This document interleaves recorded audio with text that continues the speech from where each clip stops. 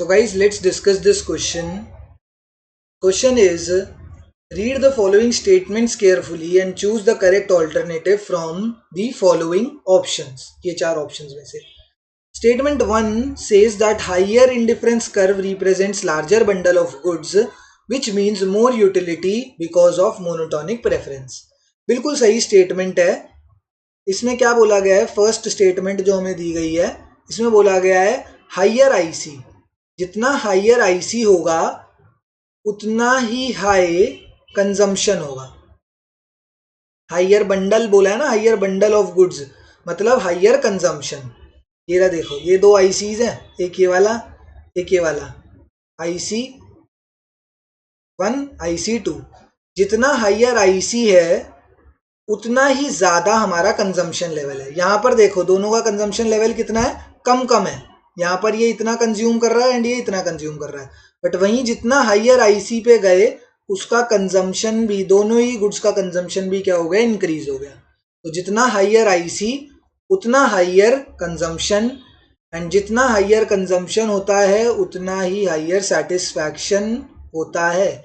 ये मैं नहीं बोल रहा, ये तो चलो मैंने तुम्हें यहाँ पर ग्राफ में एक्सप्लेन कर दिया, बट ये चीज मैं नहीं बोल रहा. ये किसने बोली है, ये मोनोटोनिक प्रेफरेंस एनालिसिस जो है उसने ये चीज बोली है. मोनोटोनिक प्रेफरेंस एनालिसिस ने कि जितना ज्यादा आप कंज्यूम करोगे उतना ज्यादा आप सेटिस्फाइड और कंटेंट रहोगे. मैं एक बर्गर खाऊंगा तो मैं कम सेटिस्फाइड, जितने ज्यादा मैं बर्गर खाता रहूंगा उतना ज्यादा मैं सेटिस्फाइड रहूंगा. एंड यही पूरी चीज इस स्टेटमेंट में लिखी है. देखो, higher indifference curve represents larger bundle of goods. Larger bundle of goods है क्योंकि लार्जर कैसे है, क्योंकि कंजम्पशन इंक्रीज हो गई दोनों की.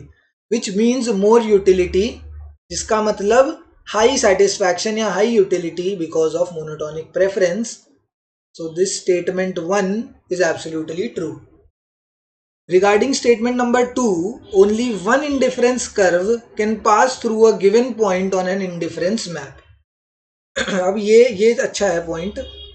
इसके लिए हमें एक चीज देखनी पड़ेगी. There is a point on indifference map. ये यहाँ पर एक पॉइंट है.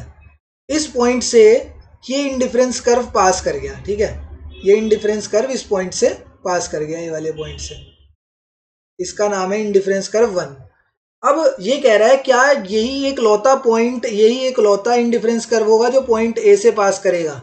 मैंने कहा बिल्कुल एक लौता यही होगा, बिकॉज अगर पॉइंट ए से पास करना है तो दूसरे इंडिफरेंस कर्व को इस तरीके से जाना पड़ेगा. जो IC2 होगा उसको ऐसे जाना पड़ेगा. एंड हमने एक स्टेटमेंट पढ़ी है कि 2 ICs can never intersect. This is the assumption और the property of indifference curve कि दो आईसीज कभी भी एक दूसरे के साथ इंटरसेक्ट नहीं कर सकती. और अगर ये चीज को सेटिस्फाई करना पड़े कि एक पॉइंट से दो आईसीज पास कर रही हों, इसका मतलब कि ये होगा कि दो इंडिफरेंस कर्व्स एक दूसरे को इंटरसेक्ट कर रही हैं, एंड वो कभी हो नहीं सकता. दिस केस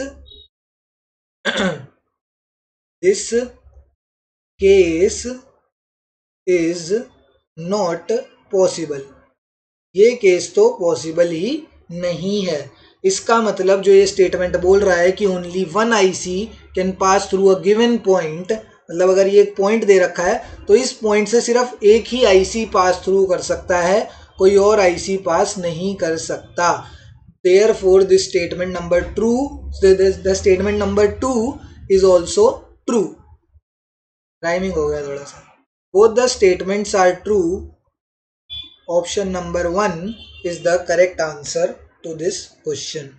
ठीक है, यहाँ पर मैंने ये स्टेटमेंट नंबर 2 एक्सप्लेन करी कि ये क्यों सही है, एंड यहाँ पर स्टेटमेंट नंबर 1 एक्सप्लेन करी. Thank you.